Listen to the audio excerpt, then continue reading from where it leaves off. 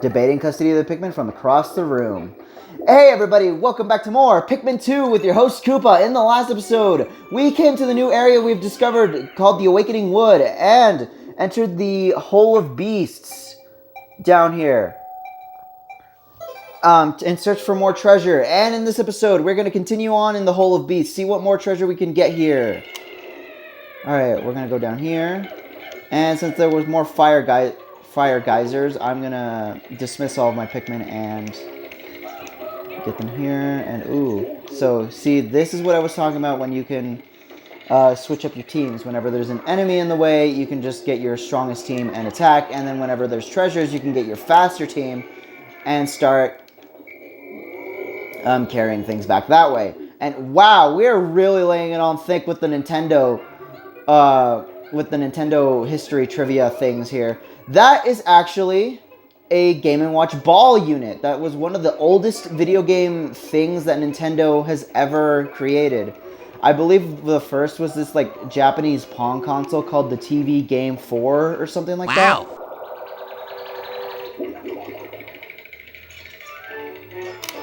But yeah, this was actually one of the first set characters that Nintendo has ever created in Mr. Game & Watch, which would go on to be the oldest character in the Super Smash Bros. Series, beating Pac-Man by only a month. Yeah, it came out in, I forget the year. I think it was either 81 or 79, but I'm not sure. But yeah, it beat Pac-Man only by a month as the oldest Smash Bros. Character. So, that was pretty interesting, I thought, to share. Alright, and here we have a traditional Nintendo playing card, back when they were Nintendo Kopai. Look, wafer. And as we can hear, they finished with the other thing. And unfortunately, I only have flowered red Pikmin, so I'm going to have to turn them into leaf purple Pikmin. But again, you really want to take advantage as much of these as possible because, like I said, these are really precious to you. Alright.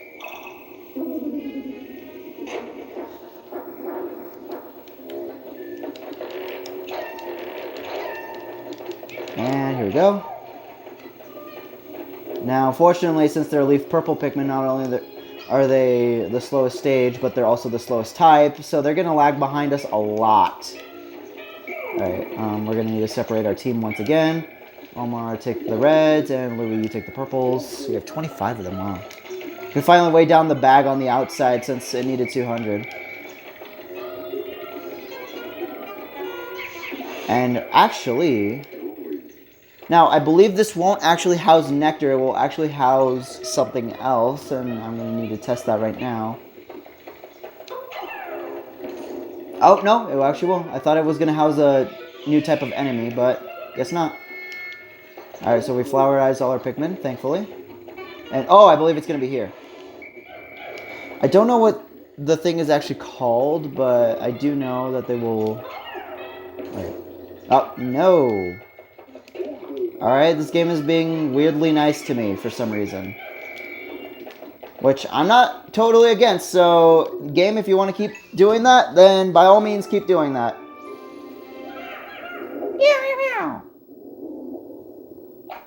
I actually need to hurry up and record this because I actually have school in like half an hour. So, I need to hurry up and get this over with. Alright, I believe this is actually going to be the last sub-level. Aw, yeah. Here we go. Now, I believe we're going to want to be careful here. Alright. And, if we latch a Pikmin onto that, we want to call them over before she shakes them off. And meet the Empress Bulblax. Wanna not let Pikmin... not let her shake off the Pikmin, because if she does, she's going to shake them off into the arena and she's going to crush them instantly, killing them. So you want to be really careful with your Pikmin here. And another thing. Guess who we see in the Pikmin 4 trailer? Yep, it's this. It's the Empress Bulblax. You really want to be careful here. You could use your spicy spray, but personally, I don't think this boss is too difficult as long as you keep attacking her. And as soon as she starts moving her head over to her side, you want to call your Pikmin back. Because it does about a quarter of the damage oh, whoa, whoa, whoa, whoa! You want to be really careful when that happens because, again, she could shake them off behind her and then crush them instantly. Alright, so yeah, it doesn't... She's not too terribly tough as long as you don't, like, go all out and not call back your Pikmin ever. And she's already dead. Now, something I really like to do... the whistle's still going off in the background. How bizarre. This device is emitting black light. It must have been ingested by that creature. What an absolutely repulsive life form. Our return to Hokate cannot come soon enough. And now, this is another neat piece of Nintendo history. Nintendo actually developed and released a love tester item. Which it's not really like a compatibility thing. It's just literally like a radar thing saying how compatible you are. I think the two people would turn the knobs and it would measure how compatible you are that way. It was a really weird thing, but yeah, more interesting Nintendo lore, by the way. So I guess that's pretty good. Alright, we're gonna want to call Louie back over here, and like the final dungeon treasure in the last cave, this is actually going to serve a separate purpose instead of just being more money for us. Prototyped detector. This contraption seems to react when it approaches treasure. It will connect to my radar. Processing complete. The treasure gauge is now fully operational. I will now appear on your monitor. The needle will move right as you approach treasure. This item is really, really, really, really helpful because not only does it show if you're near treasure, but it will also let you know by being gray over there that you have collected every treasure that is possible in the area that you're currently in, which is really, really, really helpful. So, let's escape over to the surface.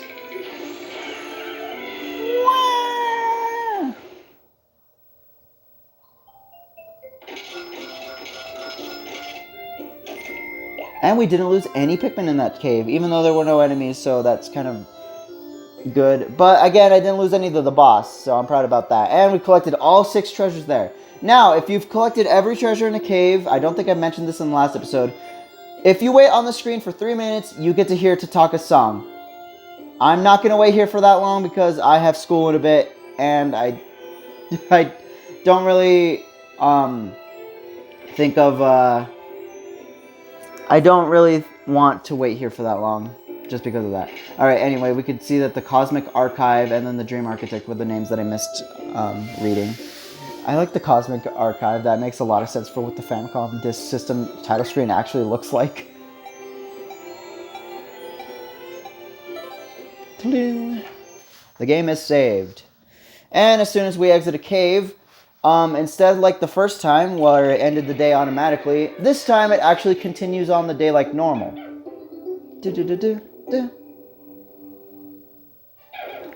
So yeah, now 20% of the depth recovered. So now when you get, when you finish the cave, it will actually continue right where you left off on the day as normal. So that will be very, very useful. So this means you can potentially take out more caves than just one in a day. However, it means the day will now take, like I said earlier, the days will now take upwards of maybe up to an hour if you decide, depending on how many caves you decide to do that day. Alright, we want to weigh this down now that we have enough purple Pikmin. I feel just like a purple Pikmin. Okay, I already referenced that in the other episode. Alright. And here's yet another cave that we can start doing. And like I said, even if it eats up, it won't actually hurt any Pikmin because you could just kill them so quickly.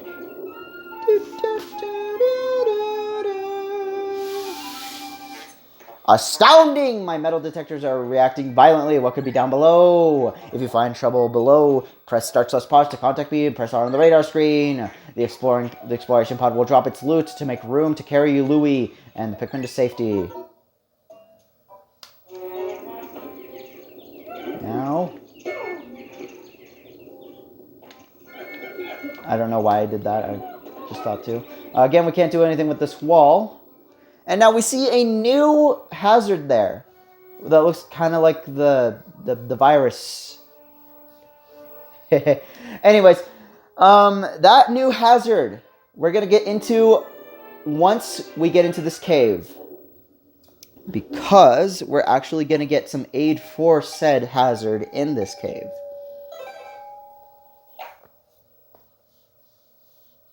White Flower Garden. And I just gotta say, as much as I love Pikmin 2 and its caves, I hate how metallic this cave looks. It just does not look like realistic, like the realistic thing that the Pikmin has been going for at all. And I think, oh no, I actually did manage to kill the male sugar before I killed my Pikmin. But yeah, it just looks really off-putting, and I just do not like how this looks. Like, it looks fine, but again, I just don't like how it looks. And if your cursor can actually reach out here, if you throw Pikmin out there, it will instantly die. There are no invisible walls here. So you want to be really, really careful about where your cursor is when you mash the A button to throw things at enemies. And also, enemies that can throw your Pikmin off of them while they're attacking can also throw your Pikmin into the abyss, causing him to, again, die instantly. So you really, really want to be careful and take out enemies quickly, and try to take out enemies in the center area where there's no chance of your Pikmin falling off. Alright, there's nothing there. Sometimes things will fall out of the sky. And here we have another treasure. We have a shoe polish, which is actually kind of funny. Alright. We'll just kill that female shear grub.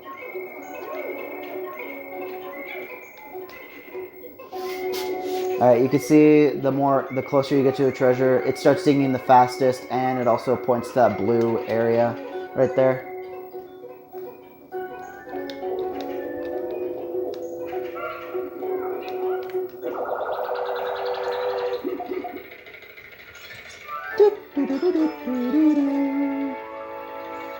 Alien billboard. And what's very interesting about the products being in this game, and like I said, it will go gray once you collected all the treasure, which is really helpful to know, is that you can gauge how small Olimar really is in terms of like real life items if you just, grab the item around your house. Because like I said, these are common household items, at least for the most part. So you can really gauge how small Olimar really is by just looking at these items and looking at them in context of the game, which I thought was really interesting. Alright, here we go. We have another floor to go through. And here we have a treasure right next to us if we throw our Pikmin over here.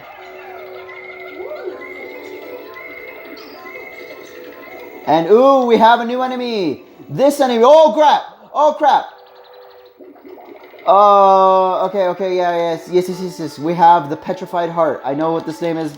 Alright, yeah. We have the Petrified Heart. Zelda reference, I think. Maybe. Okay. Ah, crap. Okay, the Fiery Blowhog will blow fire at you. It will also launch Pikmin off if it does get a chance to move while your Pikmin are attacking it. You really want to take it out with your purple Pikmin. Even though they're not immune to fire, it will be the easiest that way so that they don't launch your Pikmin out into the abyss, like I said earlier. I believe the Fiery Blowhogs are now delegated to just the caves. I'm not entirely sure on that. Well, maybe not, but it might not count because it's a different type of Blowhog, but anyways. So yeah, those are the Fiery Blowhogs from the first game. You really want to take them out with purple Pikmin in these types of areas. Because, oh shoot, crap. You can see how quickly purple Pikmin can take out the can take out the enemies. And here we have another,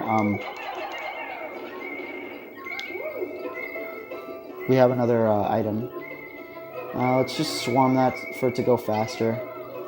And this one's dead, thankfully. Where's the exit? Okay, it's over here. Because I believe there's only 2 treasures in this room.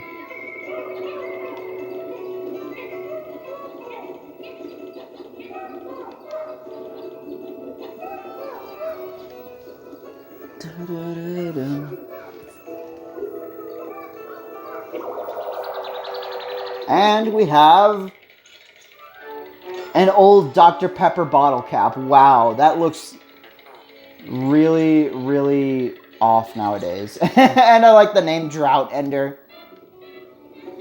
Alright. And I was right about those being the last 2 treasures in this room, so let's go ahead and delve deeper with our Pikmin.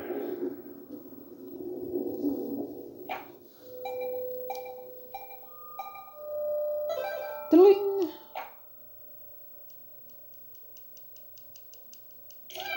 Alright, I think this is gonna be the last sub-level I do for this episode. To not make the video too long. And wow, this looks really weird. I don't remember this room looking like this. Which is really weird. And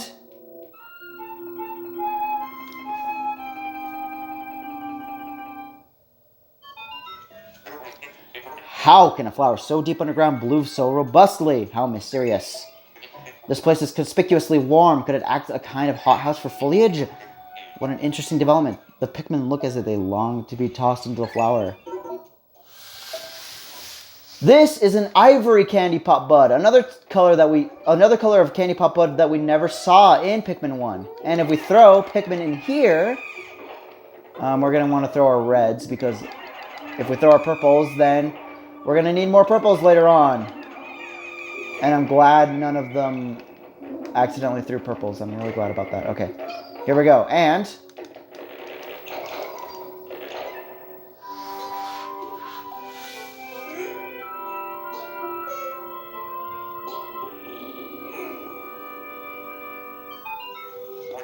incredible of white Pikmin. It is tiny, but it looks distinctly swift. Its eyes are unseemingly red. This type of Pikmin was not mentioned in your notes, Malamar. It must be an entirely new type. Our data records show this type is a blank page, since a certain captain never documented them. Wow! I'm sorry, we never went underground in the first game. You must experiment and make detailed observations for the benefit of future generations. Too bad those future generations would not get those type of Pikmin. Psych! They will now! Okay, anyways. This is the white Pikmin. As he said, they are the fastest type of Pikmin. As you can see, if we start running after plucking them all, they can keep up with our flowers pretty much just fine without falling too far behind like the purples did or the reds did. So yeah, as leaf Pikmin, they can keep up with our flower Pikmin. And also, as you saw there was a weird gas coming out of its mouth. These Pikmin are poison elemented, and they're also, ergo, poison resistant. That purpley gas that was on those walls right there, we needed the white Pikmin to take them down because they are poison resistant. And they also serve another function. We can see that there's a treasure going crazy all right here, but there's nothing actually there. If we let the white Pikmin do their thing... Amazing! The white Pikmin have unearthed a treasure that was completely buried in the ground. Perhaps those beady red eyes of theirs allow them to sense objects buried in the dirt. Yep, they can also find treasures on the ground. So if there seems to be something that is not... if there seems to be a treasure where there seems to not be something, use your white Pikmin on it because... because it might be buried in the ground. There we go. Make sure there are no leaves in our party so we can save those for the white Pikmin over there. And wow, it did too late. Oh, never mind. Here we go. There we go. Alright.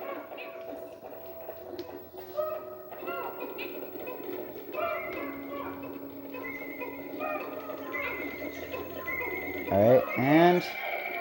wow, I called them before they could bring back the thing to the ship. Great.